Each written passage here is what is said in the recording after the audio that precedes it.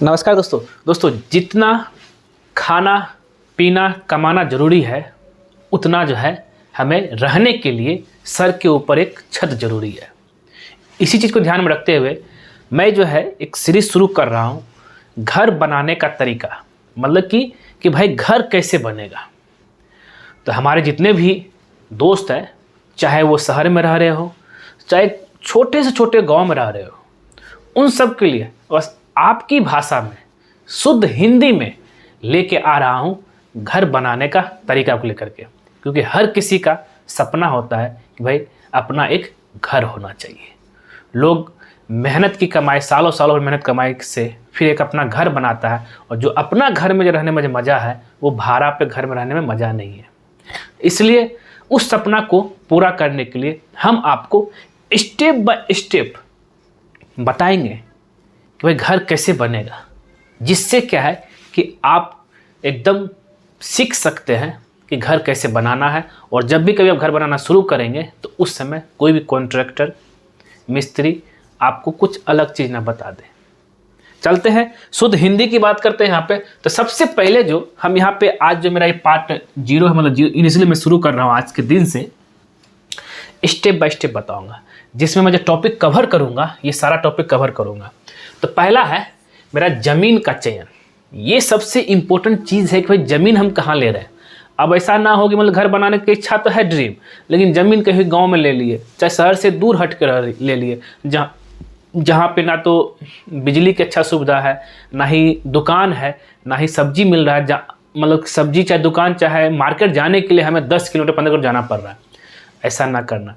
ज़मीन का चयन जो है सबसे इम्पोर्टेंट चीज़ है, आपको जो नियरेस्ट आसपास लेना है।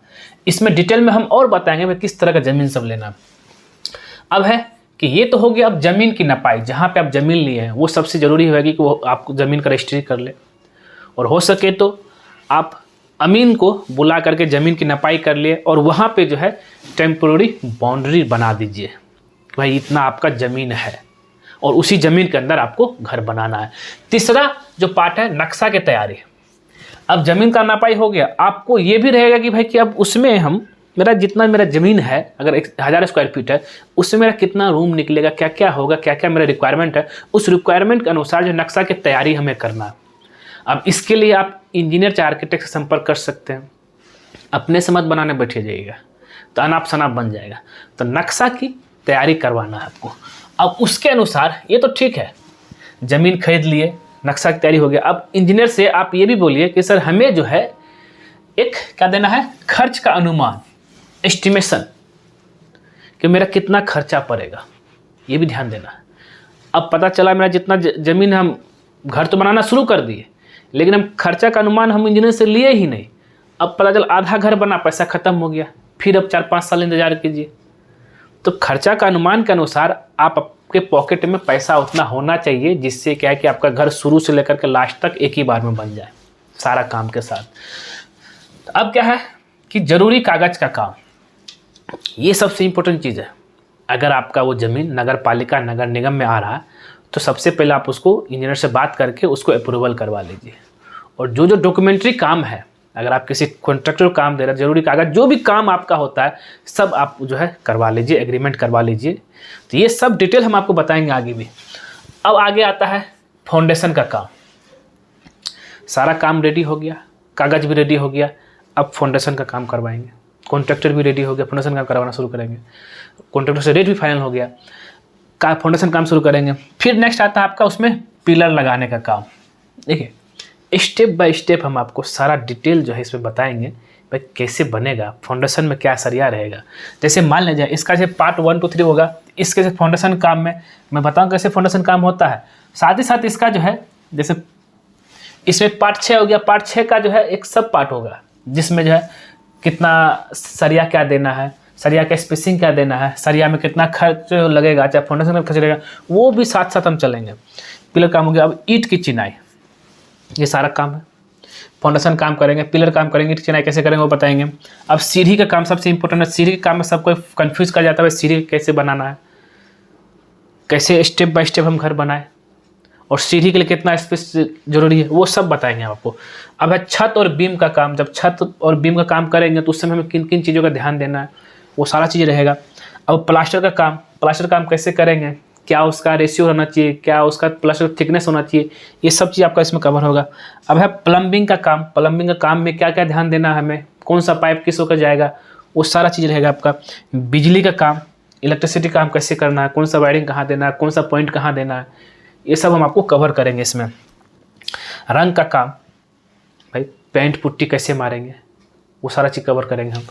अब है फ्लोरिंग का काम, अब फ्लोरिंग में टाइल लगाए या मार्बल लगाए, ये सारा चीज़ कवर आपको करके बताएंगे हम। अब है दरवाज़ा और लकड़ी का खिड़की का काम। अब स्टैंडर्ड साइज़ क्या है दरवाज़ा लकड़ी खिड़की डोर और विंडो का, और उसमें जो है हमें कौन सा लकड़ी इस्तेमाल करना है, ये सारा चीज़ कवर होगा। और साथ में जब ये हो जाएगा पूरा फिनिशिंग भी होगा, घर निर्माण का समापन, ये सब चीज़ हम आपको कवर करके देंगे वो शुद्ध हिंदी में। तो जिससे क्या है कि आप समझ सकते हैं। हाँ, माफ़ कीजिएगा, मेरा थोड़ा हिंदी हैंड थोड़ा सा गड़बड़ लग रहा होगा, तो इसके लिए माफ़ी चाहता हूँ। लेकिन क्या करूँ, बहुत दिन से हिंदी नहीं लिखा, इसलिए ऐसा राइटिंग दिख रहा होगा। लेकिन कोशिश करूँगा एक अच्छे हैंड राइटिंग में आप लोग को जो है दिखाऊँ। तो इस तरीके से कि इस पूर्व हिंदी में जो रहेगा, तो हर कोई जो गांव घर में मिस्त्री हो, चाहे कॉन्ट्रैक्टर हो, एक ऑनर हो, चाहे स्टूडेंट हो, सब कोई सीख सकता है। क्योंकि कंस्ट्रक्शन साइट में, बड़े बड़े कंस्ट्रक्शन साइट में इंग्लिश नहीं चलता है, वहाँ पे शुद्ध हिंदी का जो है प्रयोग किया जाता है। क्योंकि हमें जो है काम समझाना है किसको, मिस्त्री को। हम लोग बैचलर होकर के भी जो है हमें जो है बैचलर डिग्री लेकर के हमें मिस्त्री को समझाना, जो कि जो है इंग्लिश उसको आता नहीं। इसलिए उस उद्देश्य उसको ध्यान में रखते हुए हम जो है हिंदी में लेकर आ रहा हूँ। उम्मीद करता हूँ कि इस सीरीज़ को भी आप उतना ही प्यार देंगे जितना और सब वीडियो सीरीज़ को आपने मुझे प्यार दिया। अगर ये कैसा आपको लगेगा, क्या इसको मैं आगे करूँ या ना करूँ, इसका प्रतिक्रिया जो है आप हमें कमेंट बॉक्स में ज़रूर बताइएगा। जिससे क्या कि हम भी समझे कि भाई ये सीरीज़ शुरू करना चाहिए या नहीं करना चाहिए। और अगर ये वीडियो आपको पसंद आया, ज़रूर इसको जो लाइक कीजिए, शेयर कीजिए, कमेंट कीजिए, और ख़ास करके हमारे चैनलवा को सब्सक्राइब कर दीजिए।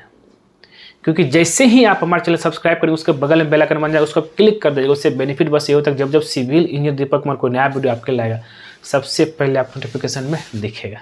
ठीक है दोस्तों, धन्यवाद दोस्तों।